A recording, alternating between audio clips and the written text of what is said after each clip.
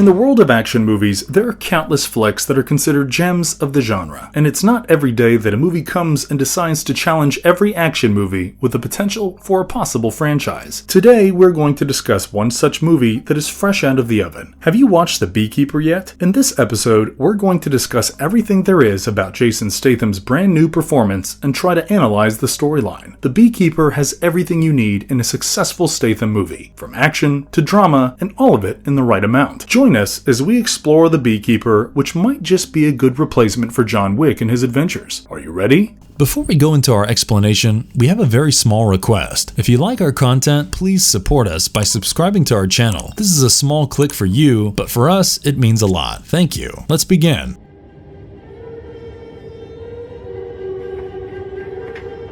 Back from the dead. This John Wick-style mayhem begins at a remote location on the outskirts of the city's busy life. An elderly lady named Eloise Parker worked all her life as an educator and for the welfare of society. She lives all by herself, well, kinda. Mrs. Parker had a tenant who lived in her garage and lived a simple and quiet life as a beekeeper. His name was Adam Clay and seemed like a hard-working and helpful guy. On an unfortunate day, Mrs. Parker falls victim to a phishing scam over the phone. The scammer on the call tells her all kinds of various problems with her computer and possible solutions that he can provide. One such solution is to download malware that gives the scammers access to her computer. This simply means that they can now see everything on her system. Within a few seconds, she loses $2 million in her account, the majority of which belongs to a charity she manages. This leaves Mrs. Parker so shocked and broken that she ends her life with a bullet to the head. When Clay enters Mrs. Parker's house, he sees her body and is immediately arrested by the FBI agent present at the scene. This agent, Verona Parker, is Eloise's daughter, and she is sure Clay did it. However, after Mrs. Parker's death is declared a suicide by the authorities, Clay is released. Later, Verona informs Clay about the shady organization that duped her mother and also that they've been on the FBI watch list for a while now. However, they have no leads to these scammers so far because they are very difficult to track. Little did Verona know, Clay isn't just a beekeeper. He is a beekeeper. Well, let me explain. Clay is a former member of an exclusive covert organization that delivers an unusual form of justice in cases where traditional law enforcement fails. This whole beekeeper shebang adds a John Wick kind of element to the movie. Clay makes a phone call to the Beekeepers and acquires the details of the call center in no time. Yeah, that should give you an idea about how strong the Beekeepers network is. He did what the FBI couldn't so far.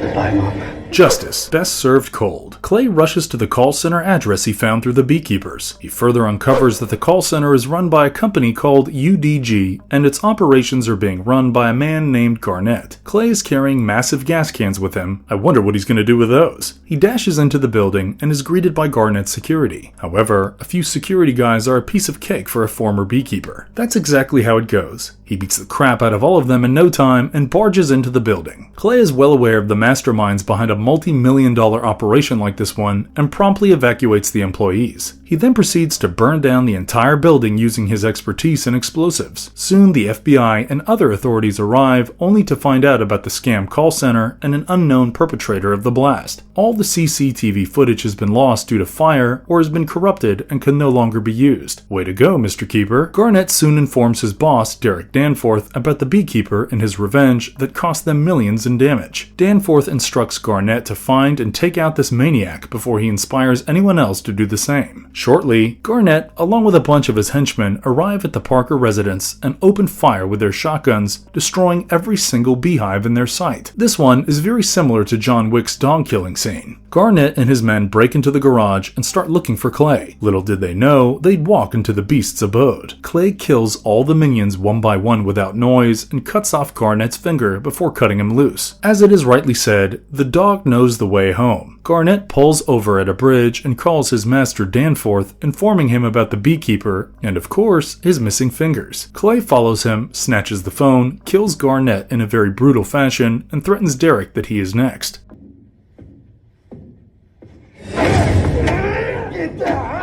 The idiotic mastermind. Derek approaches Wallace, who is the former head of the CIA and now runs the security of the Danforth Enterprise. Wallace shakes like a leaf on hearing about the Beekeeper. He wastes no time and contacts the current head of the CIA and asks for a small favor. After a long chain of command, the message is received by the Beekeepers organization and they send out their own keeper to take out Clay. The assigned keeper confronts Clay in a deadly battle. However, Clay isn't a rookie in the killing business. He has enough experience under his belt to take out a couple of newbie beekeepers single-handedly. And that's exactly what happened. Clay kills her and destroys an entire gas station in the process. The beekeeper soon decides to avoid any more deaths by their side and chooses to remain in the middle grounds of this fight. Yeah, that's right. The beekeepers have decided not to go after Clay. On the other side, Agent Verona and her partner have conducted their own investigation and found that Clay's next target is going to be the 9 Point Center building. This place is kind of like the headquarters for all of Derek's scam call centers around the world. Wallace puts together a team of ex-special operatives,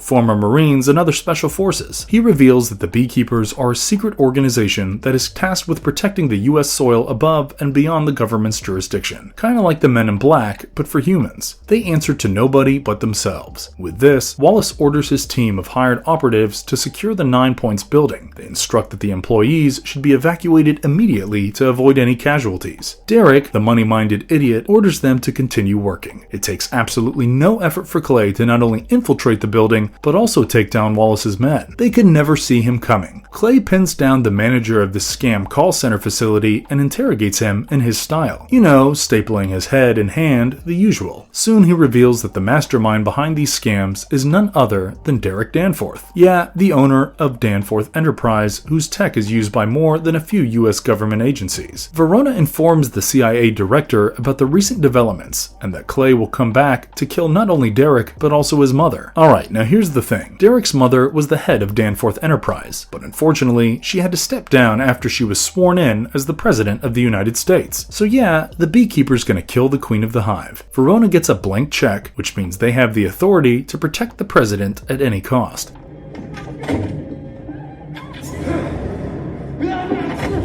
Land of the Free. Wallace is upset and definitely scared that Clay has escaped once again and could be coming back for Derek. He asks Derek to stay at their beach mansion along with his mother to take advantage of the Secret Service personnel. Wallace also hires a group of international assassins to take out Clay. One of them also claims to have killed the Beekeeper but lost his leg. He further emphasizes that he was lucky to have killed one of them. Shortly, Clay infiltrates the security and replaces himself with a Secret Service agent. He then detonates an explosive as a distraction and makes his way inside the mansion in search of Derek. Meanwhile, inside the mansion, there is a little twist in the story. Turns out Derek's mother, Jessica Danforth, had nothing to do with her son's unethical business practices, and all that she wants is a better and just society. Madam President's solution to the problem? Reveal the truth to the world and face the consequences. She's hoping that Derek's life will be spared in exchange for truth. Derek doesn't seem too happy about his mother's decision. He is enraged and takes his mother hostage. Yeah, this genius just held the president at gunpoint. Clay fights his way into the mansion and kills numerous mercenaries as he searches for Derek. He soon reaches the president's office where Derek is keeping his mother hostage. Clay blew up the door and walked right in, pointing a Glock at Derek. He is soon joined by Agent Verona and others with M4s locked on both Derek and Clay. At this moment, Derek is in no state to take responsibility for his actions and he tries killing his mother. This leaves Clay with no choice but to pull the trigger on Derek, leaving Jessica with blood splattered all over her face. The Keeper is prompt in his thinking and even faster in his actions. He jumps through a window. Agent Verona has a clear shot of Clay, but she lets him pass. She finally agrees that justice for all the victims, including her mother, is far superior to useless enforcement of the law. What are you doing? Are the Beekeepers real? In the movie, the Beekeepers aren't an actual secret organization, but rather a fictional element created for the story's sake. The movie serves as a platform for Jason Statham to showcase his skills, which is revenge. While it attempts a John Wick-like world with its take on secret organizations, it surely does a fabulous job and achieves its purpose. The made-up Beekeepers definitely adds to Adam Clay's character. It presents him as someone unafraid to operate outside legal boundaries. I can't emphasize enough that the Beekeepers aren't a real government agency, but their portrayal adds such a unique touch to the movie. The organization's mysterious nature and unclear motives offer the audience something to think about. The film hints at a potential deeper exploration of the Beekeepers, maybe in a possible TV series. Who knows? While the film doesn't have post-credit scenes, its inclination towards the extreme tells us that the Beekeepers are likely a product of pure action movie creativity rather than something real.